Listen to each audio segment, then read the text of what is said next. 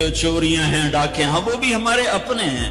واللہ میں ان کے لیے دعا کرتا ہوں، بد دعا نہیں کرتا ہوں، دعا کرتا ہوں، چونکہ اگر یہ اس حال میں مر گئے تو بڑی خوفناک جہنم میں جائیں گے، اور یہ میرے نبی کے امتی ہیں، نہ انہیں اللہ کے نبی کا دیدار نصیب ہوگا نہ اللہ کا دیدار نصیب ہوگا، اور جہنم کی آگ اس سے الگ ہے۔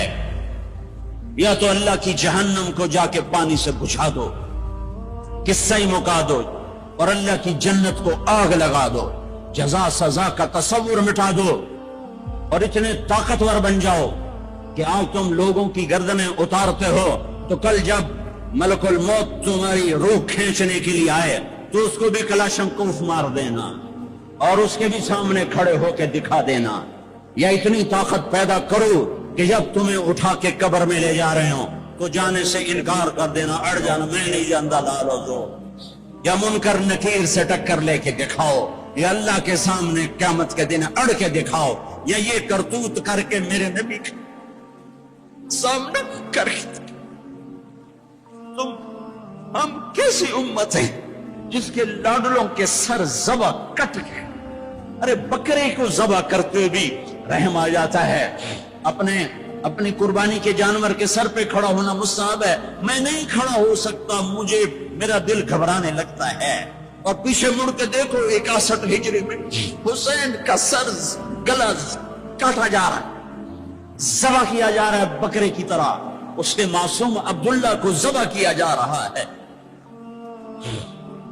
اس کے علی کو ذبح کیا جا رہا ہے، اے حسن کے قاسم کو ذبح کیا جا رہا ہے، اور حسین کا کٹا سر ابن زیاد کے سامنے منہ پہ چھڑیاں مار رہا ہے، اور ابو برزہ اسلمی کھڑے ہو کے فرماتے ہیں بدبخت، یہ چھڑی ان ہونٹوں سے کٹ، میں نے ان ہونٹوں پہ نبی کے ہونٹوں کو لگتے دیکھا، ان ہونٹوں کے پھوسے دیے، اس لیے کہ وہ جانتے تھے کہ جنت بھی ہے جہنم بھی ہے۔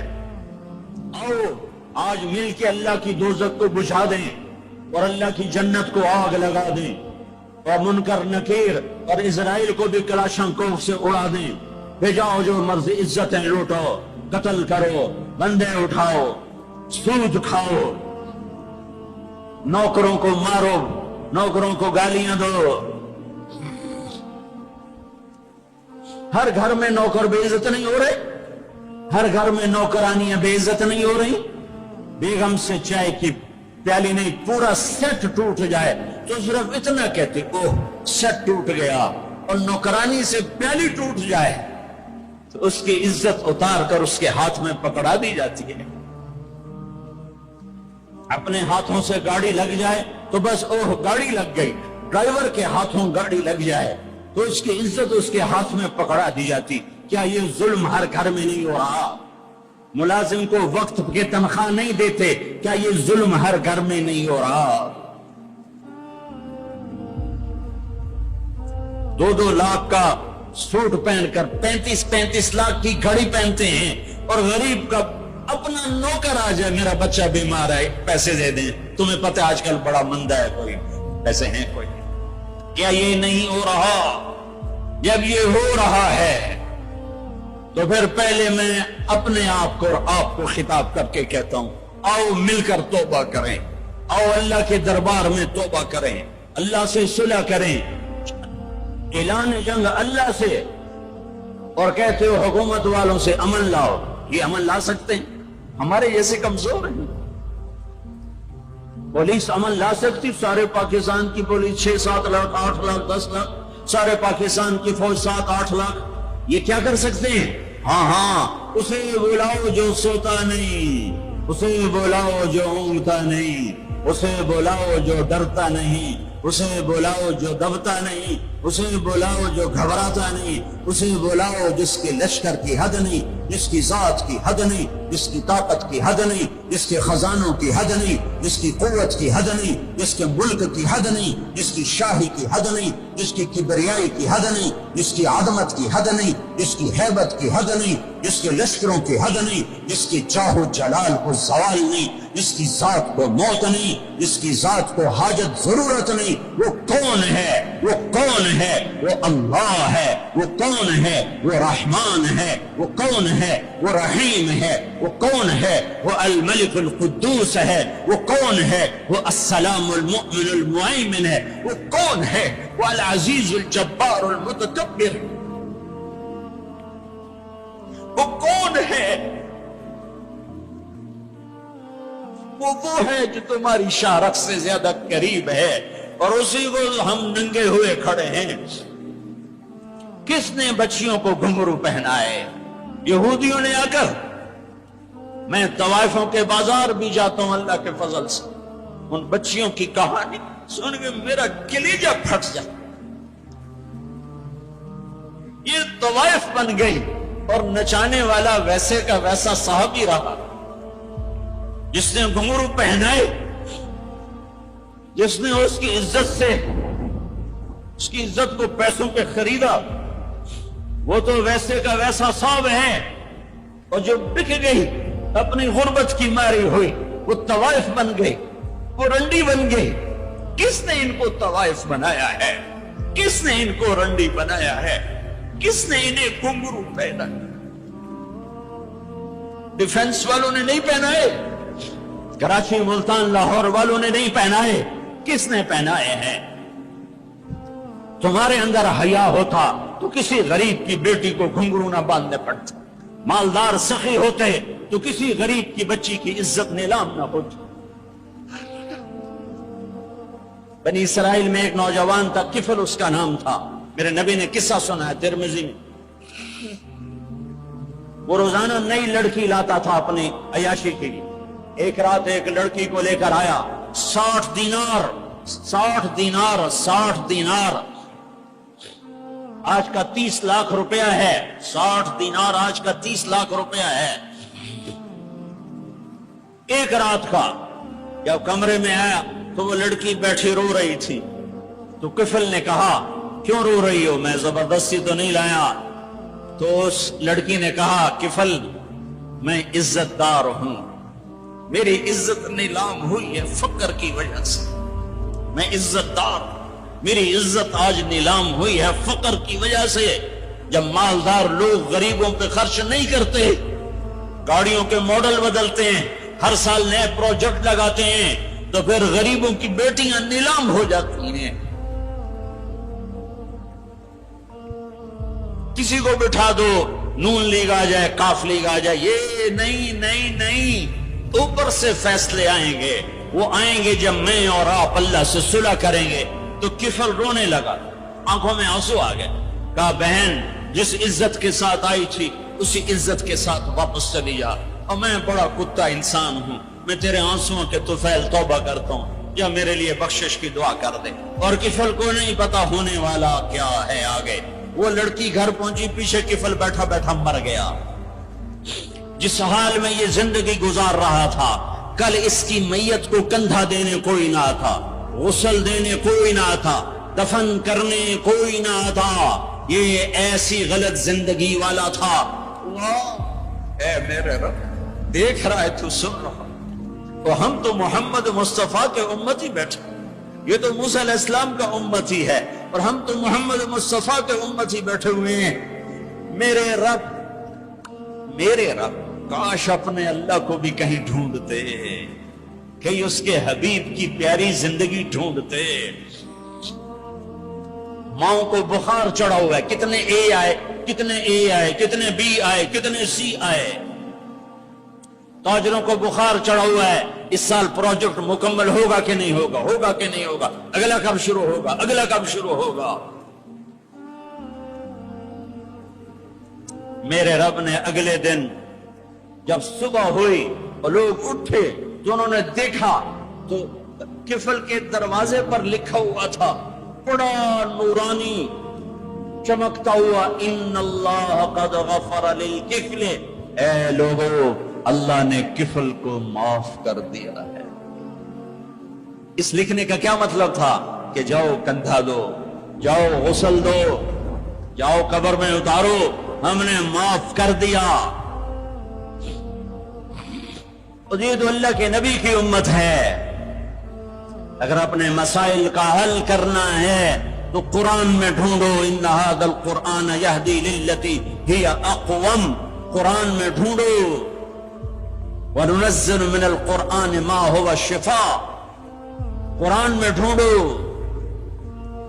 احکمت آیاتہ ثم فصلت من لدن حکیم خبیر، قرآن میں ڈھونڈو وتمت کلمت ربک صدقا وعدلا لا مبدل لکلماتہ، قرآن میں ڈھونڈو انہ لقول فصل وما هو بالہزل، یہ میرے رب کا کلام ہے، پیغام ہے۔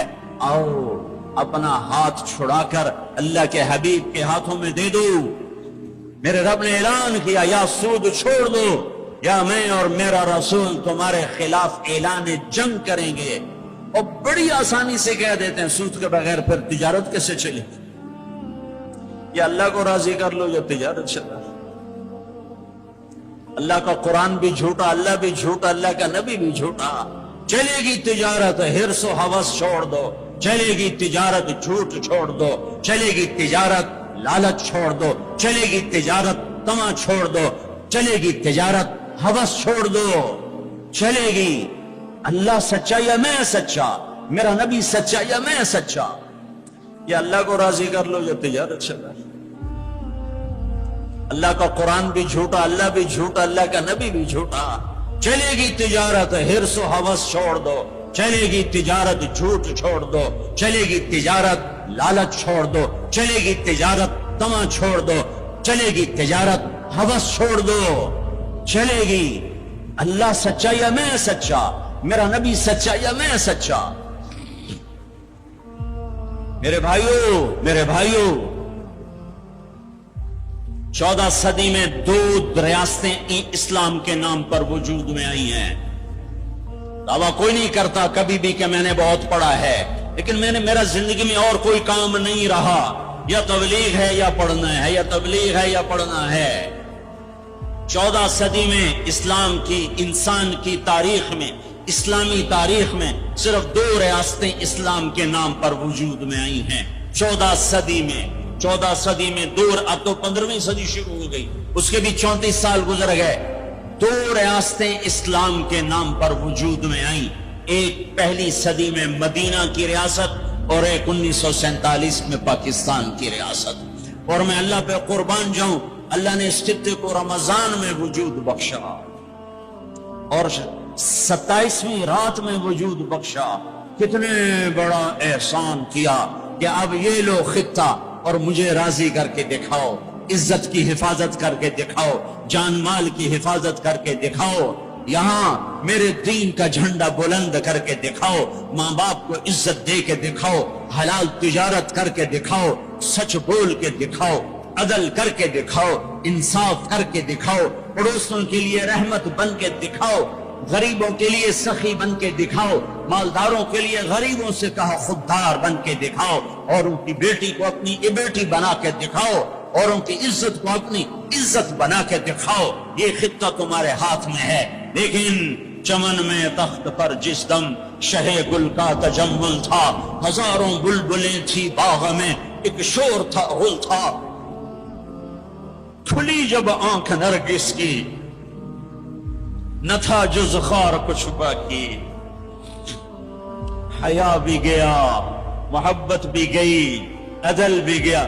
جس دیس کی عدالتیں ظالم ہوں، جس دیس کا وکیل ظالم ہو، جس دیس کا جج ظالم ہو، عدل کہاں سے آئے گا؟ جس دیس کا فقیر ظالم ہو، جھوٹے کیس، جھوٹے مقدمے، جھوٹی گواہیاں، کھلی جب آنکھ نرگس کی، سب بھول گئے، ماں باپ کی محبت گئی، ماں باپ کی عقیدت و اطاعت گئی، کیا باقی تھا؟ نہ تھا جز خار کچھ باقی، بتاتا باغباں رو رو، یہاں غنچہ یہاں گل تھا، یہاں غنچہ یہاں گل تھا، داستانیں رہ گئیں، اور پورا میرا دیس ہمارے اپنے گناہوں کی وجہ سے ایک آگ کی بھٹی بن گیا، ایک ابلتا ہوا دہکتا ہوا لاوا بن گیا، جہاں مائیں اولاد سے خوف زدہ ہوں، جہاں باپ اولاد کے سامنے بول نہ سکے، جہاں کسی کی زمین دبانا کاروبار بن جائے، کسی کو قتل کرنا کھیل بن جائے۔ میرے بھائیوں، سب سے زیادہ عذاب، سب سے زیادہ اللہ کا غصہ، سب سے زیادہ اللہ کی پکڑ دو آدمیوں پہ آنے والی ہے، دو آدمیوں پہ آنے والی ہے، دو آدمیوں پہ آنے والی ہے، دو آدمیوں پہ آنے والی ہے۔ ایک سود کھانے والا، ایک سود کھانے والا، ایک سود کھانے والا، اور ایک قتل کرنے والا، قتل کرنے والا، قتل کرنے والا۔ میں جھولی پھیلاتا ہوں، تم یہ تو کہتے ہو قتل کر گیا، اور یہ جو سود کے ادارے چل رہے ہیں، کبھی ان کے بارے میں سوچا ہے؟ چور کو تو ڈھونڈتے پھر رہے ہو، اور یہ جو اللہ سے جنگ کر رہے ہیں، ان کے بارے میں کبھی سوچا ہے؟ میرے بھائیوں، میں بہت درد سے یہ باتیں کہہ رہا ہوں، میں تنقیدن نہیں کہہ رہا ہوں، میں اسی دیش کی پیداوار ہوں۔ میرے نبی نے بھی وطن سے پیار کیا تھا۔ جب آپ مکے سے نکلے تھے تو آپ نے کہا تھا، یا مکہ ما اطیبک من بلد وَأَحَبَّكَ إِلَيَّ، اے مکہ تو مجھے کتنا پیارا ہے، تو مجھے کتنا محبوب ہے، میری قوم نہ نکالتی میں تمہیں چھوڑ کے کبھی نہ جاتا۔ تو وطن کی محبت تو نبیوں کو بھی تھی۔ جب آپ مدینے پہنچے تو پھر آپ نے مدینے کے لیے دعا کی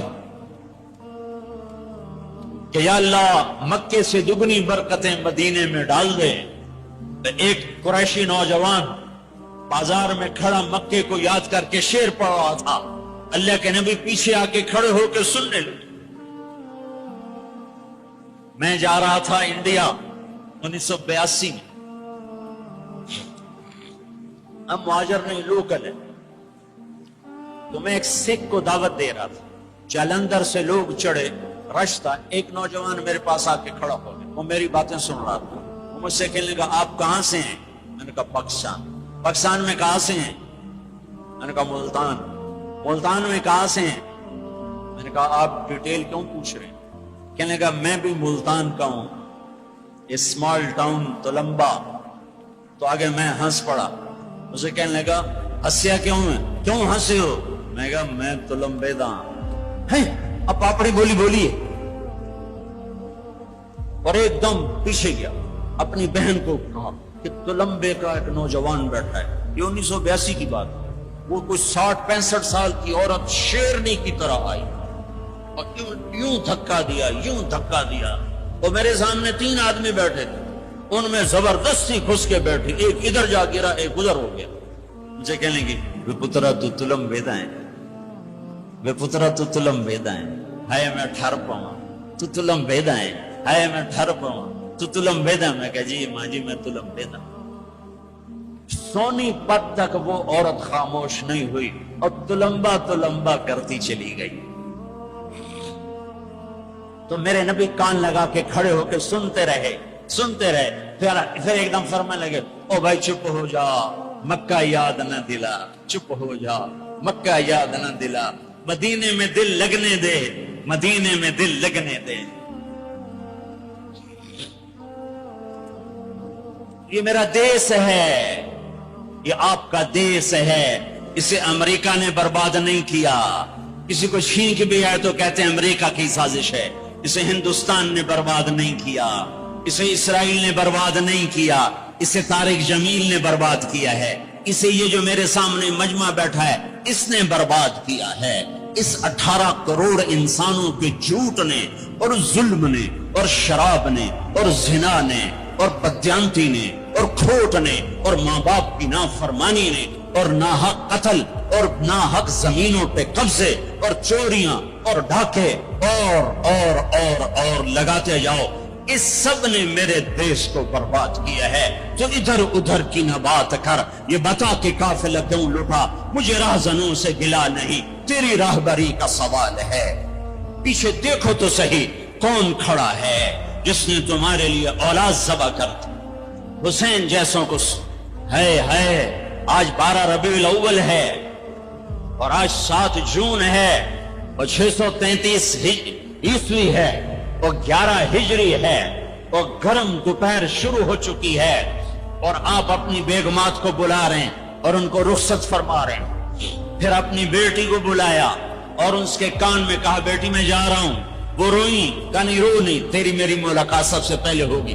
حضرت عائشہ بیٹھی ہوئی ہیں چونکہ ان کے تو آپ نے سینے پر ٹیک لگائی تھی. حضرت عائشہ ایسے صوفے کی طرح اور آپ یوں یوں یوں ایسے تھے ایسے.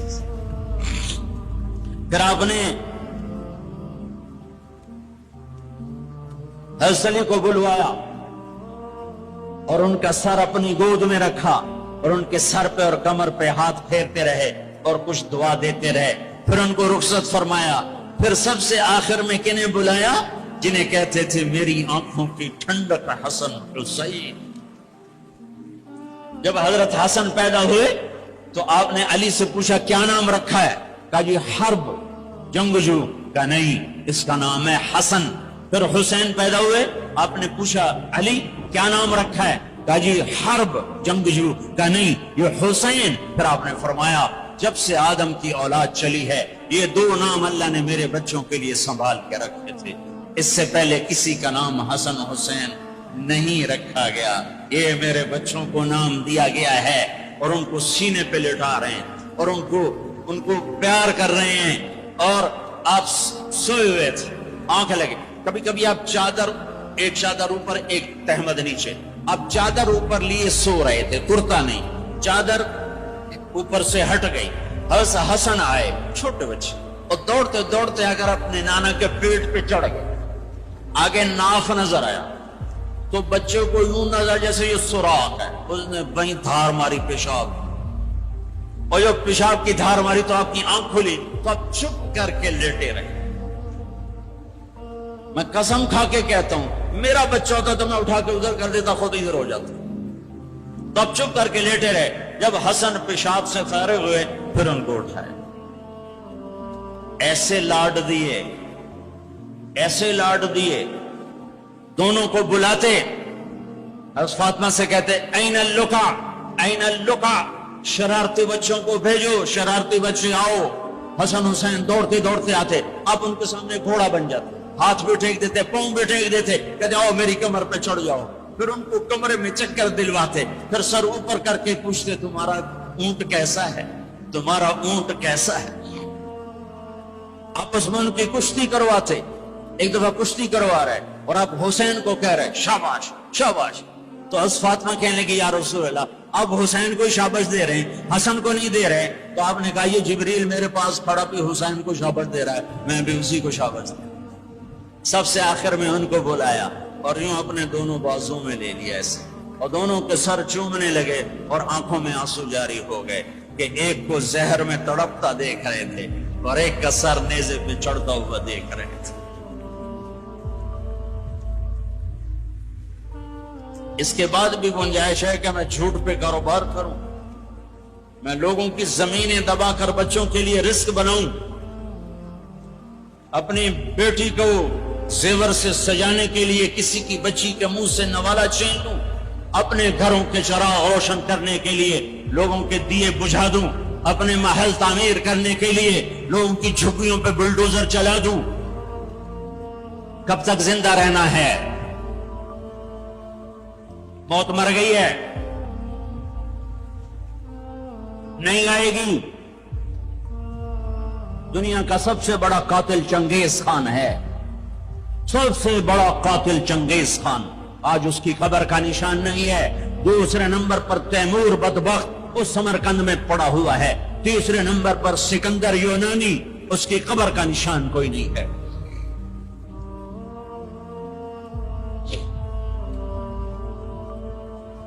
پیار کیا دونوں کو، چومتے رہے روتے رہے، چومتے رہے روتے رہے. جاؤ.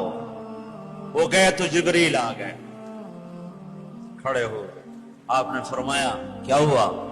کہا جی موت کا فرشتہ آ چکا ہے، اندر آنے کی اجازت چاہتا ہے. تو آپ کو تو پہلے ہی پتا تھا کہ آج روانگی ہے، تو آپ نے کہا آ جائے. تو ملک الموت نے اندر آ کر کہا السلام علیکم یا رسول اللہ، یا رسول اللہ میں آج پہلی دفعہ کسی کو سلام کر رہا ہوں اور وہ آپ ہیں. پھر کہنے کا یا رسول اللہ پہلی دفعہ آپ کے رب نے فرمایا پوچھ کے اندر جانا، بن پوچھے نہ جانا۔ یا رسول اللہ، پہلی دفعہ اللہ نے فرمایا آنا چاہیں تو لے آنا، رہنا چاہیں تو چھوڑ کے آ جانا۔ آپ نے کہا میں اجازت دے دوں تو میری جان بھی نکالو گے؟ کہا جی نکالوں گا۔ پھر آپ نے جبریل کو دیکھا، تیری کیا رائے ہے؟ تو جبریل نے کہا یا رسول اللہ، اللہ آپ کی ملاقات کے شوق میں ایسے مرو کہ اللہ ملاقات کے شوق میں، ایسے نہ مرو کہ قبر میں آگ اٹھ رہی ہو اور رگ رگ سے روح کھینچ کھینچ کے نکالی جا رہی ہو۔ کبھی ظالموں کو مرتے دیکھو کس طرح مرتے ہیں۔ تو آپ نے، جبریل نے کہا یا رسول اللہ، اللہ آپ کی ملاقات کے شوق میں ہے۔ تو آپ نے فرمایا اچھا تو جاؤ واپس اور اللہ سے پوچھ کے آؤ میرے بعد میری امت کے ساتھ کیا کرے گا، میرے بعد حسن حسین کے ساتھ کیا کرے گا، وہ مجھے پتا ہے۔ ایک ذبح ہوگا،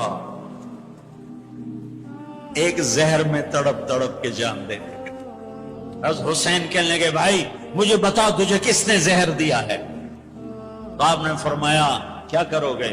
قتل کرو گے؟ اسے قتل کرو گے؟ کہنے لگے ہاں قتل کروں۔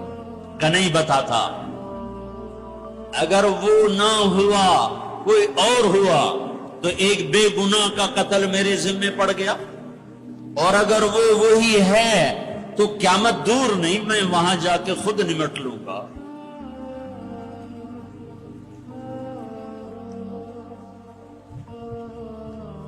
ہاں میرے بھائیو، آؤ آج ہم اللہ کی بارگاہ میں توبہ کریں، آج ہم اللہ کی بارگاہ میں صلح کریں، اللہ کے ساتھ، اللہ کے رسول کے ساتھ صلح کریں، جو موت پہ نہیں بھولے۔ آپ نے جبریل سے کہا اچھا جاؤ اللہ سے پوچھ کے آؤ میرے بعد میری امت کے ساتھ کیا کرے گا، میں پھر جواب دیتا۔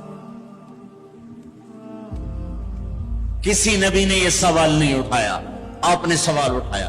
جبریل واپس آئے کہ یا رسول اللہ، اللہ فرما رہے ہیں آپ کے بعد آپ امت کو تنہا نہیں چھوڑیں۔